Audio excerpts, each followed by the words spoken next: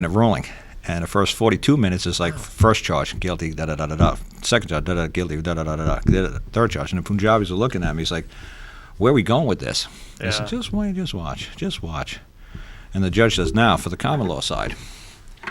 This was the most bombastic, idiotic. I just started laughing. I said, Bali said, if he says idiot, we're going home? I said, absolutely, you're going home. Because idiot, if you know Greek or you know Latin, most of the courts run with Roman law.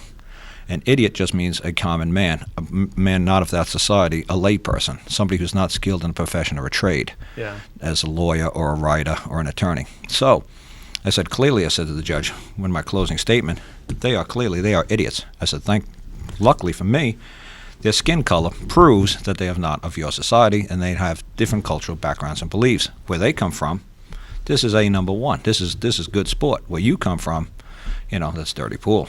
I said, so they're clearly idiots, are they not? So the judge said, well, we'll make the ruling. As soon as he said idiot, Bali said, we're going home. I said, yeah, we're going home, and I'm going to be a rock star. I said, we're going home. And then I went on a Brian Garrish show. Oh, yeah, so people recognize the Brian Garrish tie. This is Brian's tie, and Brian signed it. He signed it, yeah. Yeah, he signed it. It was a pretty funny story how he signed it. Because when he got done with the interview, he asked me, he says, by any chances, is that my tie around your neck? And I said, you're lucky I don't sue you for strangulation. I walked past your office and jumped and choked me. I said, I couldn't get it off, and I had to come do this interview. What am I going to do?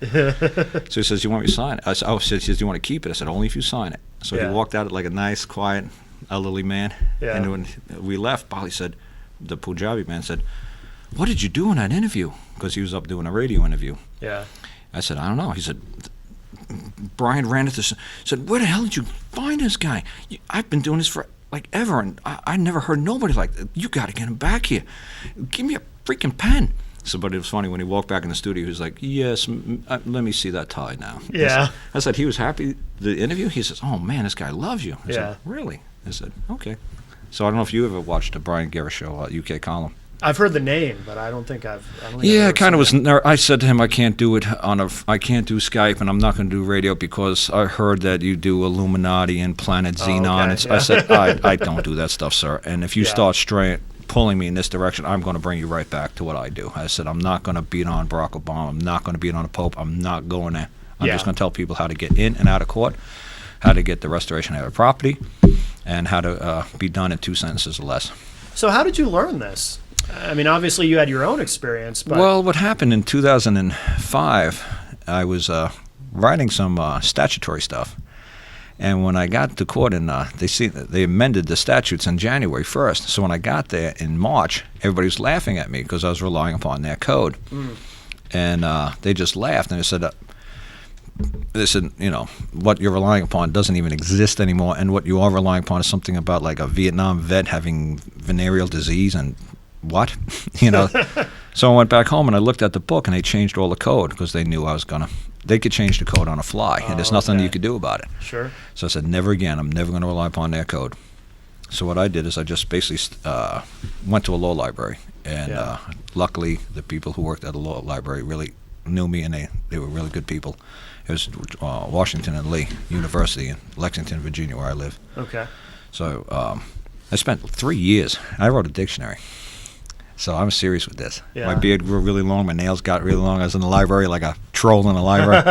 I knew every freaking thing. Wow. So I just studied like you have no idea. And I started with ancient stuff like, say, caveman. And I slowly came up, and I basically stopped at Blackstone's commentary around 1790s. There's no reason to go any further. Huh. And I said, it's all there. It's all for man. It's right there. I got this. I said, restoration of property. I see the pattern. Governments exist throughout all time. They get together. Man helps their fellow man to secure and protect others' property, which rights are part of your subset of your property. So you haven't been to law school or anything?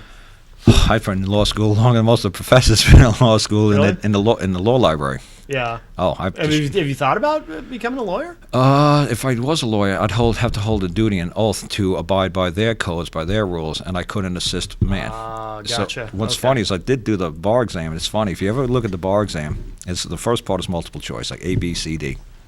A is like cup of coffee. B is like microphone. C is the common law answer, and D is the legalese answer. So you look at it, it's like, that is perfectly correct, and this is perfectly correct, but they're completely opposite. So it's like I say to people, I show people my watch all the time, and I tell people, you know how to read a watch, you're a big boy. Tell me what time that is. Right, that says 1:40. Look at your clock, and then I'll look at the watch. Oh, yeah, you're right. It's completely opposite. It works completely backwards, but they're both correct. Yeah, Same thing with legalese and common law. yeah, They both work. yeah, They're both completely opposite, but they both work. yeah. It depends. You want to go this way, or do you want to go this way? So what is common law? Because, and we were kind of talking about this briefly before the show, people don't know what that is or the difference between that and legalese. Most people probably have no clue. Well, let's do a simple example I use with people on my show all the time. Let's do Eskimos. Say they've been around for 10,000 years, right? Where do they write their law? On a snowball, on the side of their igloo, on an ice cube? Where do they write their law? They don't. It's the common belief that's held within the people in a certain period of time Yeah. on planet Earth, Yeah. within that district and where they live, they exist. That's common law. It's the beliefs of the people. Like when I came through customs yesterday, the police, the really nice custom agents, nice custom guys. They were very nice, really young, great. good kids. Oh, really? Yeah. Oh, yeah. Oh, yeah. For real? Kids. Oh, okay. Seriously, yeah. Oh, okay. I thought you were being sarcastic. No. Good kids, good kids. Good sense of humor. The thumbs up has become such an ironic symbol in our culture that I So they were asking me, do I believe there's that much money there? I said, what do you believe? They said, no, what do you believe? Because, Yeah. see, a man could be held liable for his beliefs. So I'm saying, what do you believe is there? And he said, do you have United States money? I said, why would I possess the United States money? Why wouldn't I just possess my money? And it's like, well, what do you mean? It's like, well, you said do I have United States money. Why don't you ask me if I have Susie's and Bob's and Bill's money? Wouldn't that be wrong for me to possess somebody else's money? Well, I possess my money. That's my money. As well, how much you believe is there? You tell me. What do you believe you see there? So it's lots of fun. How long did this go on?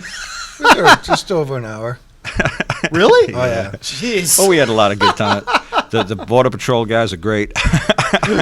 Peace, guys. Hey, I'm coming over many times. I seen them kept going F3 on the computer, reading my screen. They went to my webpage. They said to me, what's the word of the month? I said, capitalize, because it's my webpage. Okay. I do Yeah. word of the month in my dictionary, word of the month. I said, capitalize. I see when we talk about medius, maximus, minimus, you want me to explain to you what capitalize means in Roman law? He's like, no, I'm just checking. I said, scroll to the bottom. You'll see my farm in Virginia where all the cows are on the top of the ridge, and you'll see about 70 cats walking up the hill behind me. I said, that's my farm, Virginia. Yeah. So it's so funny. The good kids, we had a good time with the Border Wow. Patrol. Yeah. So they must have wrote a lot of good notes because I was invited to the U.S. Marshals last January, and we had a really good time with the Marshal Service because they were trying to figure out what in the world I was doing. Really? And when they said to me, sir, he says, if you could help us stop having to foreclose on little old ladies and kick them out of their homes from these banks, we'd really appreciate it because that part of our job we really hate. Oh, I bet. Yeah. So the U.S. Marshals are even telling me they hate that part of their job. Yeah. So they said, if you could figure out a way to help these, I said, right now I'm just trying to help people get their children back. They said, but if you could, I said, sir, I'm trying to cover everything I can as fast as I can. You're only one person. Right, so I'm going around teaching everybody Yeah. this as fast as I can. And honestly, when you say common law, even traffic court would be considered common law, or tax court would be considered common law. It's the beliefs of that people within that jurisdiction, under that in that venue at that particular moment in time. Mm-hmm. If you believe in your society that you have to have a piece of plastic, that's what your common beliefs are. Yeah. If you're an Eskimo, maybe you carry a snowball in your back pocket to identify you. I don't know. It's whatever your common beliefs are. Yeah. But it's always funny when you could just mess with people like I do with this watch. Right. I always tell people when I go do a seminar, I said, j'ai besoin de votre pour appuyer des contours. I just came from Quebec. And I was like, give me a driver's license. Let me see your driver's license. So they pull out the driver's license. First thing the cop asks you, is this you? And what would you say? Well, yes. You're a 3x4 piece of plastic? Well, as far as the government's concerned, I suppose in that. A man is asking you the question. Right. If I ask you, are you this? Are you this? No.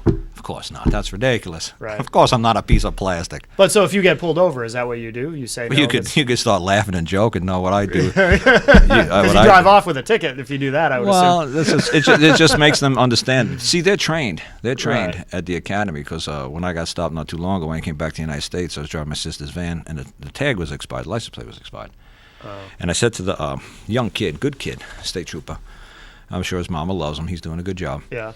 And I said, I shall get it registered. He said, well, I shall return. I said, okay. He gave me back the citation anyway. I said, sir, do you understand what the word shall means? He says, yeah, they explained to us that in the Virginia code, every single code starts all drivers shall, not speed. All drivers shall have a license. All drivers shall have a registration. I said, you do know what that word means, right? He said, yeah, it's future tense word.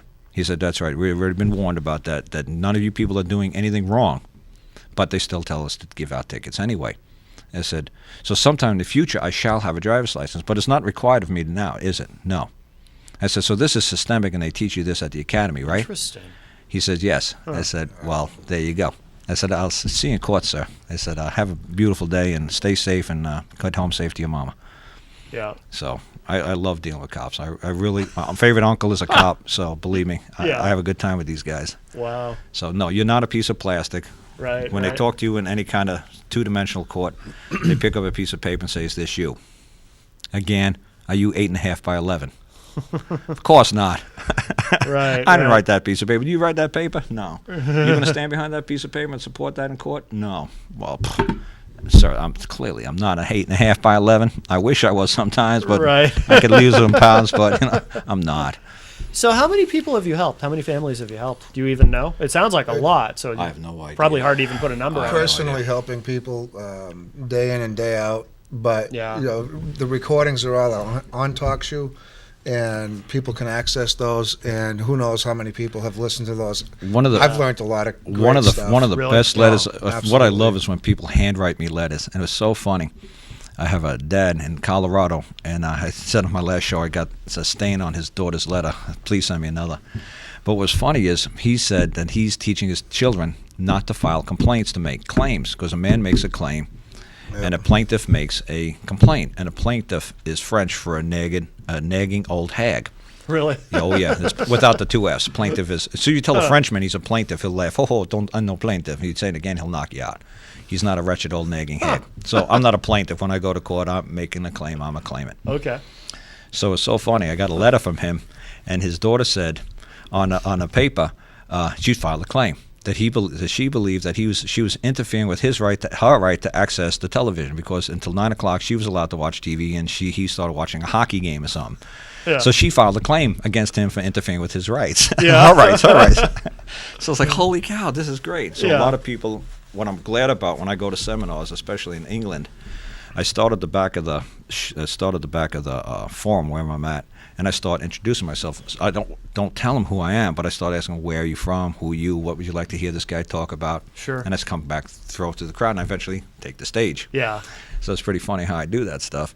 And what's great about my crowd is, like, I'll have Hindis, Indians, I'll have blacks, Jamaicans, and I'll have white people.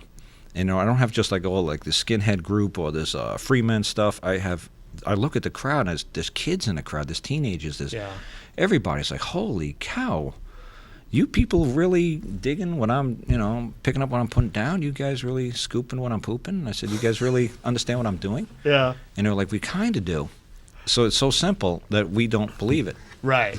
So that's why I have an open mic, and people call up and they could curse. Like some guy tried to really bash. I said, look, try to bash me, guys, please. And so one guy tried to bash me, and it was great fun. And I said, look, I'm looking for somebody who could bash me and take the crown and run with this, and I'm going to go back to Virginia and stay on my farm, and you run this show. Because Bali's doing it. Balraj is his name. He's a Punjabi. He's doing a great job in England. He spent 5 weeks with me, and